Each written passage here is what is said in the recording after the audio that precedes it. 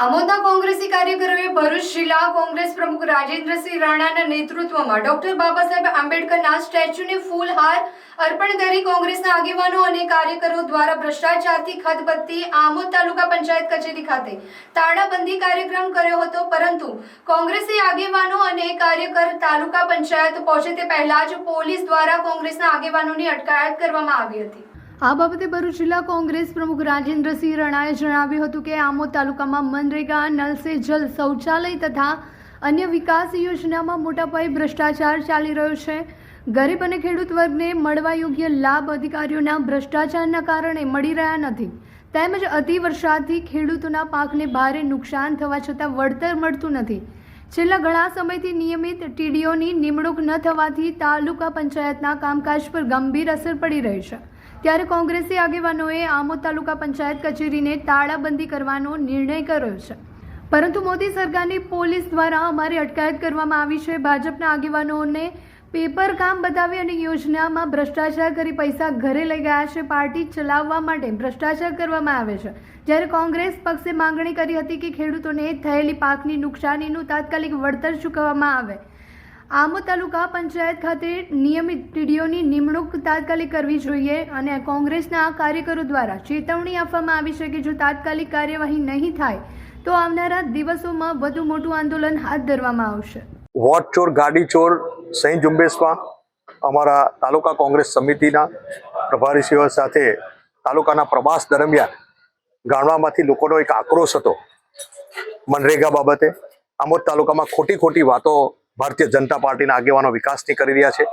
સૌથી વધારે આમોદ તાલુકામાં ભ્રષ્ટાચાર છે મનરેગામાં, ત્યારે એમના સાંસદ બોલે છે કે સીધા ભારતીય જનતા પાર્ટીના આગેવાનોના ખાતામાં પૈસા જમા થયા છે।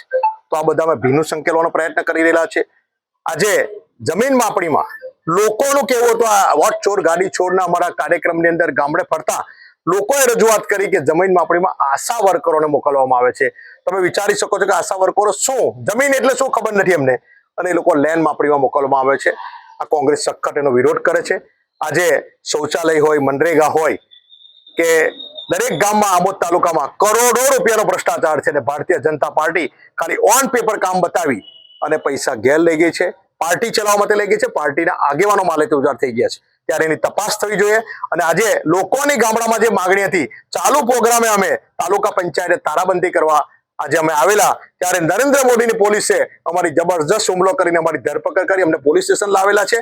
કોઈ સંજોગોમાં કોંગ્રેસ એને ચલાવી નહીં લે ને આ ભ્રષ્ટાચારને ખુલ્લો પાડે। જે પાર્ટીના સાંસદ બોલે છે કે ભારતીય જનતા પાર્ટીના આગેવાનોના પૈસા ખાતામાં જમા થયા છે, તો એમાં ભીનું સંકેલવામાં આવેલું છે। એના માટે કોંગ્રેસ આગામી દિવસોમાં ઉગ્ર આંદોલન કરશે।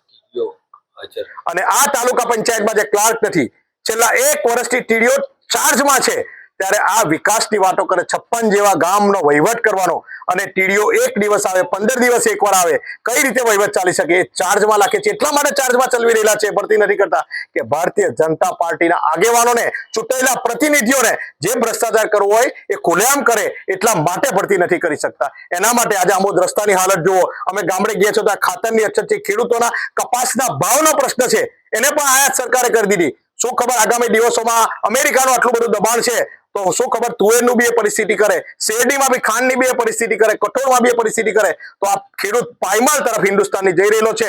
ત્યારે કોંગ્રેસ કોઈ સંજોગોમાં આ વાત ચલવે નહીં। આ લોકોના આક્રોશ છે, એટલે આજે અમારા પગલું ભરવું પડ્યું ચાલુ પ્રોગ્રામે માટે। એને સખત શબ્દોમાં આગામી દિવસોમાં જો સરકાર નહીં જાગે ને ભ્રષ્ટાચારને હજુ પણ ભીનું સંકેલવામાં આવશે તો કોંગ્રેસ ઉગ્ર આંદોલન કરશે।